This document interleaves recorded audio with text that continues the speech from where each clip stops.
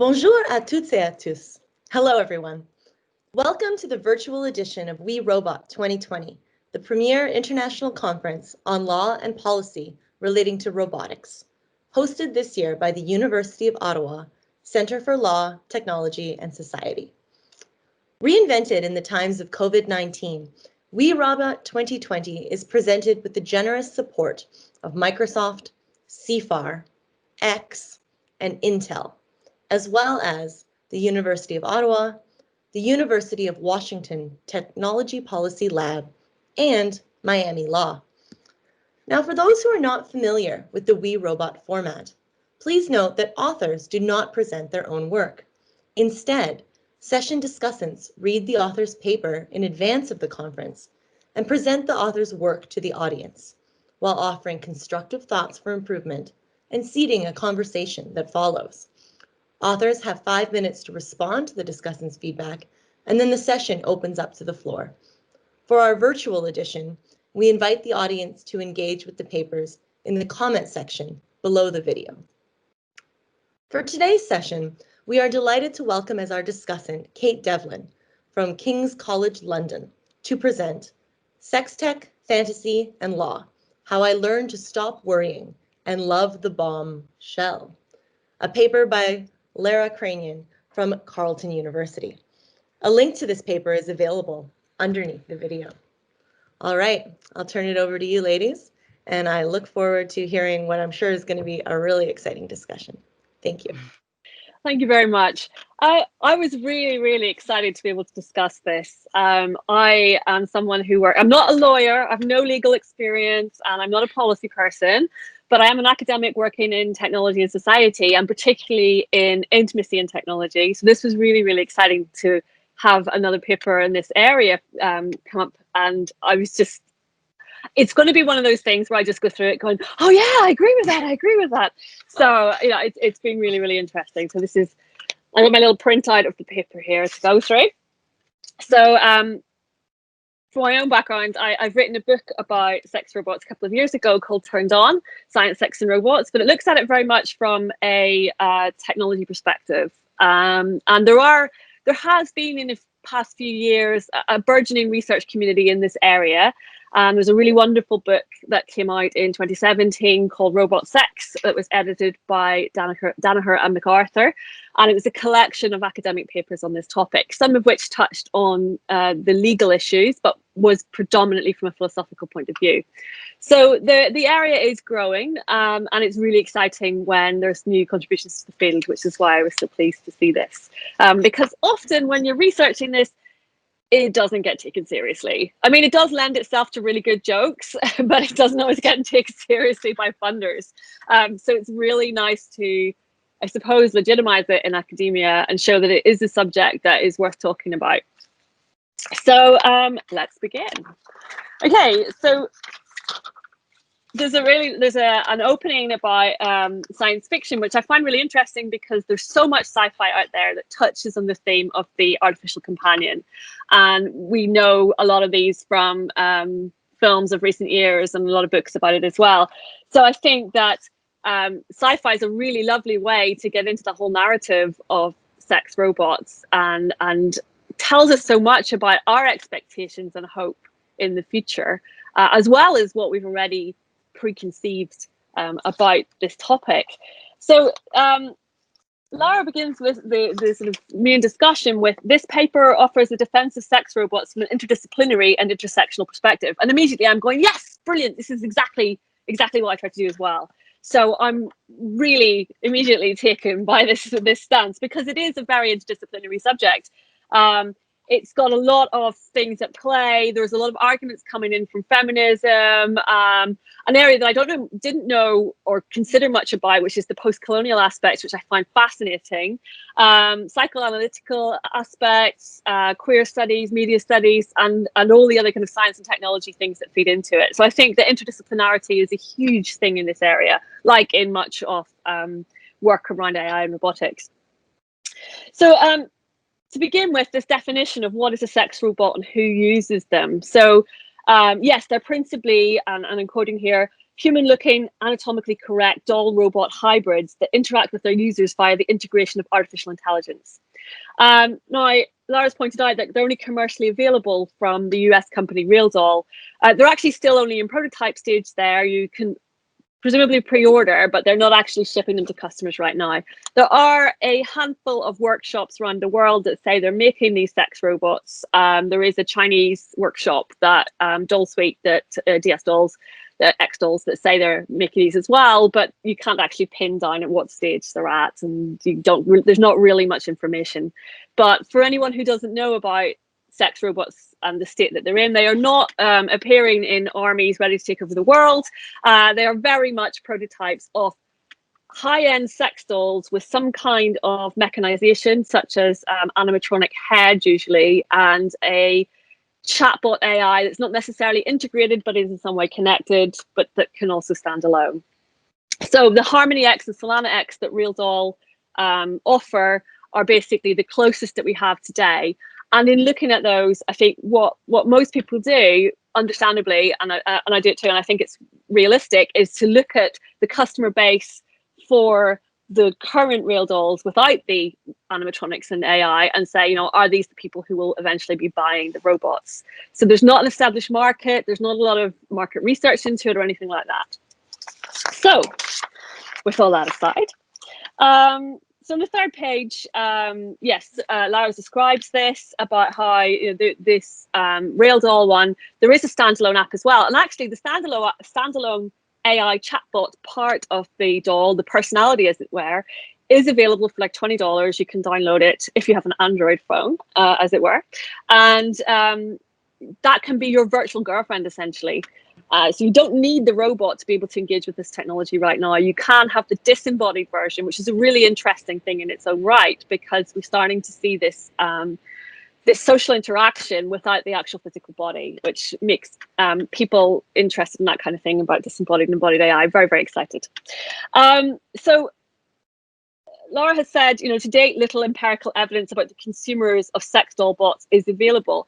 Actually, there have been a couple of papers in the past year that have come out about that. So Belinda Middleweek, who is an Australian researcher, has done a study of the forums for RealDoll to look at how the men, because it's predominantly men on those forums, how they're establishing friendships and companionship via the app. So she found out that there is, despite we all think that maybe these robots are bought by very lonely men, and actually you find out that there's a really good strong network of friendship that emerges from the people who own the dolls. That's fascinating.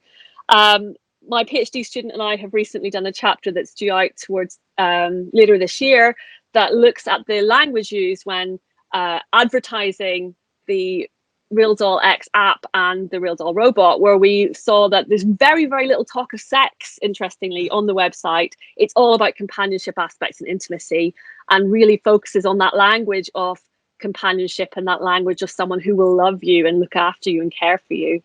So that's been a really interesting emergence in the past while, where we start to look just beyond what the sex doll and the sex robot is offering and into more of a study of what the actual type of people are buying these. And it's a really mixed bag.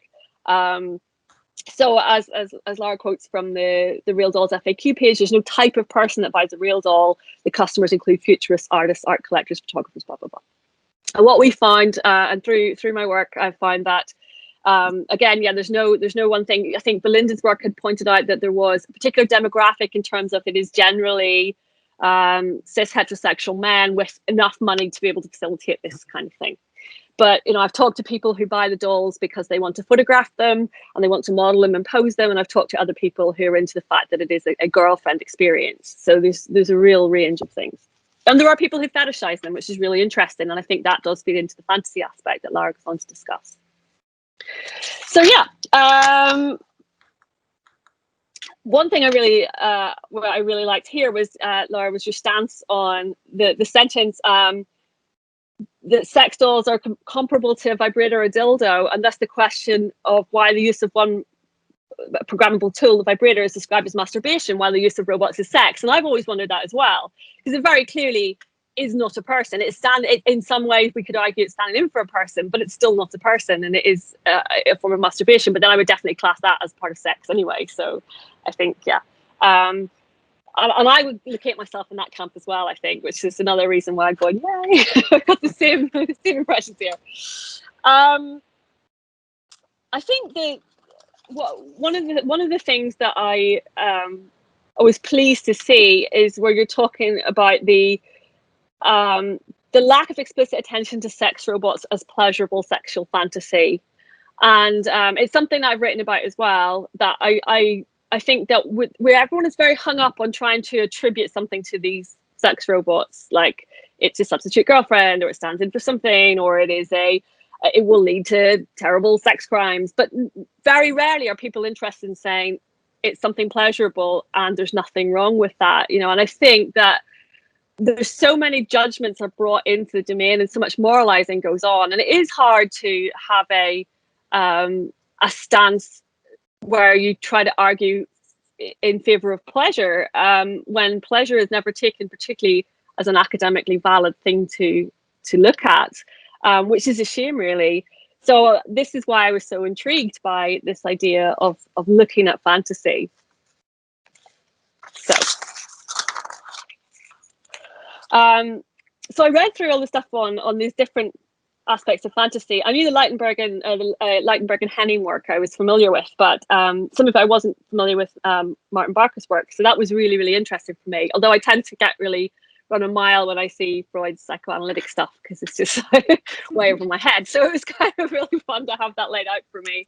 But it was really interesting, this study of the different types of fantasy. So fantasy as a magnifying glass, as a mirror to self, as an emporium, as a journey, as an other self. And I could see so many things there that are reflected in the discourse around sex robots. So this led on to looking at fantasy as political and productive of racism, slavery, and colonization. And this was a new way of looking at it to me. So I was really interested in how that manifested itself. And I thought it was really interesting, the idea of post-colonialism in fantasy. And I think that there was one bit I didn't quite agree with, which said, you know, what we know about consumers of pornography, as well as social demographics with access to privacy and wealth, that these consumers, at least in North America, are likely cis middle-class white men. And I think these days, with pornography being so incredibly widespread, I'm not sure if those demographics still hold up, but you may well have the figures that back that up. But, you know, with Pornhub having 81 billion different views, hits a day, you know, it's like, it's just so wide. So, but I do completely agree, and especially when it comes to sex robots, that the marginalized voices are missing completely.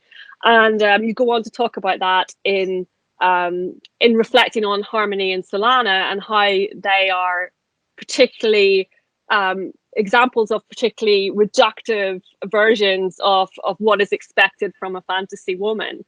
And interestingly, Krizia Puig has done work on this for their master's thesis about this. I think it's called, let me just check the title of her work, which was called The Synthetic Hyperfemme on Sex Dolls, Fembots and the Futures of Sex. And Krizia looked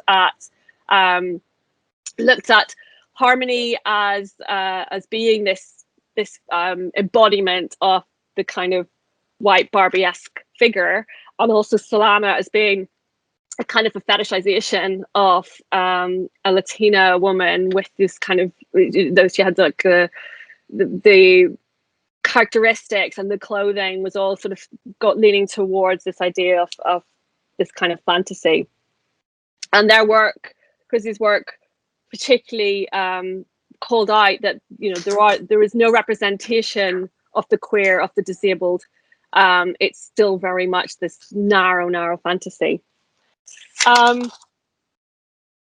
Yeah, I've written along the pages. When I find something that I'm going, yes, I've got yes exclamation mark written in loads of places. But I thought that the bit where it said the researchers concluded that one should be careful before labeling a sexual fantasy as unusual, let alone deviant. And then when considering sexual fantasies, the focus should be on their effect rather than their content. And I was like, yes, I agree. Scribbled all over the page. I 100% agree. An association between past fantasy and past behavior does not necessarily mean that the fantasy caused the behavior to occur. And I think that that's something that gets lost a lot, especially when you see the arguments that go against the development of sex robots that seem to rely heavily on the idea that people may enact fantasies and then they will spill into the real world. And it's an argument made so many times in so many different areas, like computer games, like porn, and yet is not evidenced at all. So, you know, I definitely agree with that. Yeah, so, oh yes, so I see that Rule 34 of the internet is quoted. If it exists or can be imagined, there's internet porn in it. I've also said the very same thing. Excuse me while I have a sip of water. But yes, this idea that we can customize the robot to our desire is interesting. And as you say, it's an interesting shift on online porn sites as well, like Pornhub, where there's been a massive shift towards anime. And so it's sort of at the moment, the big leaders there seem to be anime and amateur. So people don't want to necessarily be served the same content that for years people thought was the default porn content. There is a move into other areas, and there's a move to customization as well, and that people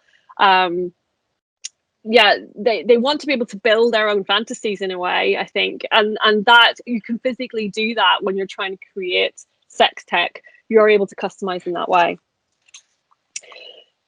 So the paper then goes into a lot on child sex doll robots, which is a hugely contested area. So lots of panic over it in the media. I think immediately, and my own reaction when I was researching this was, I don't want to look at this because it's really disturbing, but it's something that we know is happening, in that there are already people out there who are purchasing childlike sex dolls, and there are already laws out there that prohibit that. And in the US, they've gone as far as making a law against making child sex robots, even though we've not even got a commercially available adult sex robot out there. So you know, this moral panic is really strong. And of course, there's no way we can ethically test whether or not a child sex doll robot would be a gateway to something, to escalated abuse, or whether it would be a proxy that could reduce abuse. We just can't do that test. But there've been lots of talk around it and lots of arguments around it.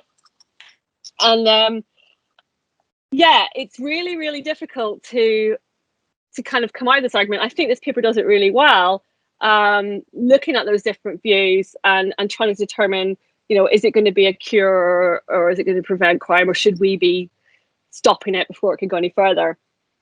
And so my own stance on this, after kind of reading a lot of stuff I didn't really want to read, was that, you know, we just can't guarantee anything, and maybe that is one area where regulation should take hold. Predominantly from my own perspective, was because it features representation of a group that cannot consent to sex. But then again, you know, it's so hard. It's a really hard call to make. So I was really interested in reading that, and you've done a really nice breakdown of John Danaher's work on this as well, and with his arguments too. So I think that no one is really willing to kind of call this and say it's okay, because people are very reluctant to ever be seen as advocating in any way that they are supporting it, because the implications and the connotations are so strong. You don't want to be called out. You don't want to be someone to label you as being a supporter of pedophiles, and yet we just don't know.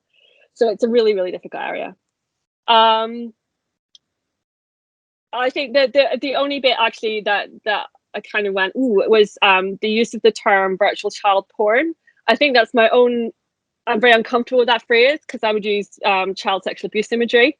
But I get why that's used there. It's, yeah, that's more of a kind of, I could feel myself going, ooh, with that. But I love the bit on the law and fantasies. I just find it absolutely fascinating, because it ties in with the only bits I do really know about the law around this, which is on the UK Digital Economy Act in 2017. So, judges and juries have denied the right to a dark or disturbing fantasy life by interpreting the writing about sexual fantasies online as evidence of motive or intention for acting out the fantasy, or as proof of poor character. And I thought that's so interesting. So for anyone who doesn't know, in 2017, the UK government banned certain categories of porn, including spanking, face-sitting, fisting, water sports, female ejaculation, and bondage. And their reasoning was that these were just too much. Couldn't show those at all. And it was rolled back in 2019 to be much less prescriptive, because there was an outcry and people went, you can't police it to that extent. So they made it much more generic. But there was this equation between the people who want to watch, that kind of thing, and a lot of BDSM was included in that, were seen as being in some way morally corrupt, which was like a sweeping generalization and a very unfair one. So, it was then rolled back a bit, but we still in the UK are facing a lot of issues around access to pornography and digital rights. So yeah, it really fascinated me just reading more about this. And I really like, there's a sentence, drawing on sex positive and queer legal theory, my work has long argued that a sex neutral or sex celebratory perspective be better acknowledged by law. 100% definitely agree with that. And I think that I didn't know some of the stuff about the fantasy defense before. I hadn't heard that. I mean, I've heard things like the rough sex defense, but I never heard the fantasy one given in the details of that case before. It was really, really interesting. I would say that, with sex robots, like I was saying earlier, the people who use them, for those or who own them or would intend to, since they don't really exist, people who intend to own them, certainly there are definitely those who fetishize the idea of a robot. So, where is even the risk of transference into the human domain when it's the robot that itself that is turning people on? And for those who see the sex doll as a person, as a stand-in for a partner, a romantic partner, I have not met anyone that I've talked to who's anything other than incredibly respectful and cherishing of the dolls. And I've asked people who own the dolls, do you know of people in your community who attack the dolls or destroy the dolls? And they said, no, we don't really have that. There's one or two people that are kind of a bit, but that's not it. It's about loving these dolls, and there's no delusion there. There's no thoughts that this is a real thing. And people are choosing to engage with them on that level, and people are choosing to engage in this life where the doll is a companion, and it is done so in a very almost reverent way, where the dolls should not come to harm. They're there to be cherished and protected and loved. So yeah, every time I see arguments about, this will encourage men to attack women in real life, it's just so utterly unfounded that I could find no evidence of people who were even wanted to use the dolls for that purpose, let alone transfer that into real life and out of the bounds of fantasy. So yeah, I was really pleased to read this work. So one of the concluding paragraphs, while sex robots may raise different legal concerns and invoke overlapping but also distinct criminal provisions, the fear remains that their ownership and use will facilitate or encourage antisocial, harmful physical acts against women. And it's like, it's just not there. It's really, as you saying, you can't easily analogize it to pornography or video games or sex toys. But yeah, it doesn't really work. It doesn't really say that just because these look like a person, they will then be treated in the same way as a real person. And I think that backs up a lot of what I'm interested in, which is that we categorize our technology, and even when we treat it as human, we're perfectly aware that this is not actually human. And the same way as when we have fantasies, we're perfectly aware that it's a fantasy. And I think that really fits together. And I think it kind of backs that up really nicely. I was very pleased to kind of read all about this. And then lastly, we talk about Michael Warner's ideas of the new fields of sexual autonomy and new technologies. And this got me so excited because that's what I work on. I think that's just incredible. We have this amazing technology out there in the world that we can build in lots of different ways to customize. And these things don't even have to look human. They don't have to look like people. they don't have to represent a reductive stereotype of a woman. They can be all sorts of things to all sorts of people. And yeah, I really enjoyed all of this paper. I just thought it fits in really nicely with a lot of the research that's gone on already in the community, and obviously I really like it because I agree with many of your stances. So yes, and thank you very much for writing a paper that, you know, informed me on bits I just didn't know about, you know, lots of stuff around the law and lots of stuff deeper into the fantasy parts I didn't know about. But yeah, I really enjoyed reading that, and I think it's a really valuable contribution. Well, thank you. I think this is where I jump in and give my response. And so again, I just wanted to, first of all, thank you so much, Kate, for engaging with this so carefully and so closely. I'm so thankful for that, and I'm really excited to read more in the field. And I also just wanted to, as I said earlier, I'm definitely not coming from this from the science and technology background. I, you know, have some great sources here that you've identified, and I'm going to continue to do more of that research.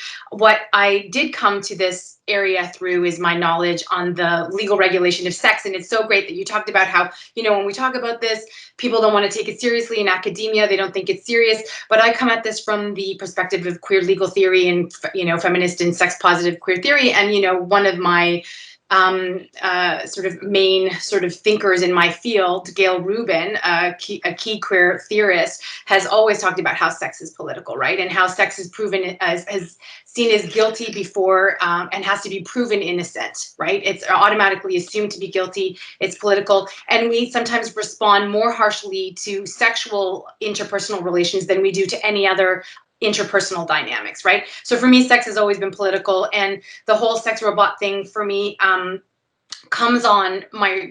it sort of backs onto my research, thinking about the regulation of other forms of sexual expression. So gay and lesbian pornography, you know, adolescent sexual expression, you know, digital sexual expression, all that kind of stuff. So thank you so much for your engagement. I wanted to sort of start off with what you were saying about my starting story, the Helen Hunt story. Is it Helen? The Hunt story. Samantha Hunt. Sorry, yeah, Helen. Yeah, Samantha Hunt.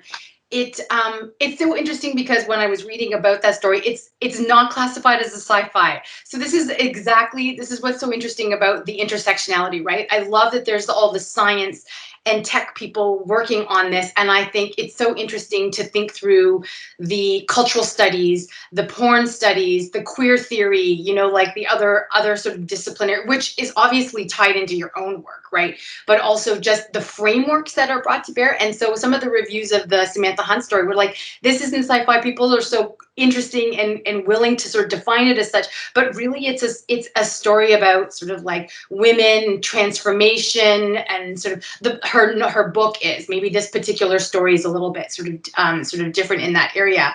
It's about love, it's about all of these sorts of things.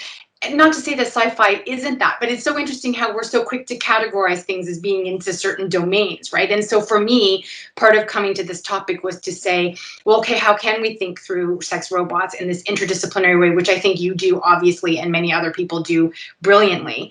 And so for me, thinking through the lens of queer theory, sex radical, feminist theory, legal theory was really how I wanted to approach this. So you said that in your own research that there's very little talk about sex robots in terms of sex, or even sex dolls in terms of sex, right?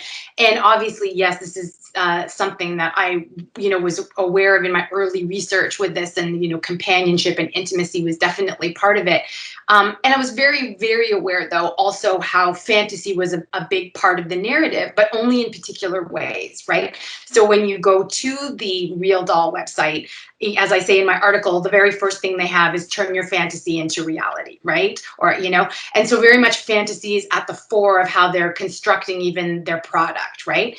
And then the media searches that I were doing that obviously weren't quoting you or, you know, your new book or anything like that, were very much just about how this was a harmful fantasy, and very much picked up on the frigid phara and the fact that, which doesn't even exist, right? But was this idea that you were going to be, right? Which is that you were going to be able to like rape this robot because she had this frigidity setting where she was going to say no to you, and this wasn't this a deviant thing? But even beyond that, of course, there's the, you know, the what got a lot of the media coverage was the organization that's against sex robots because they, you know, you know, which gets so much press, right? So for me, to the extent, because this was a media analysis in part, I was really interested in all the negative, you know, there's so much negative press around this. So I was really working around the negative press and how really there was very little focus in the negative press, not so much in the academic literature around this as like a fantasy, as a negative fantasy causing, you know, potential harm, right? So this idea that, you know, it's a fantasy that's going to facilitate rape, antisocial harms against women, you know, and all this kind of stuff. And so this is where I wanted to bring discourses of fantasy to the table on sex robots. Like, and, you know, even when I come from my work as porn studies scholar and a cultural critical criminologist and a socio-legal scholar, you know, fantasy isn't really well spelled out in like a sort of an interdisciplinary way. So I kind of wanted to bring this to the table and sort of say, you know, yes, we have the psych perspectives of fantasy, which I think gets picked up a lot in the scientific sort of literature, maybe in a way that's good, but also in a way that's limited, right? There's a whole bunch of other perspectives on fantasy, and so that's why I'm glad you liked the Barker stuff, because his analysis of fantasy from the realm of thinking through pornography and really what that means in porn studies is really great and a big part of this.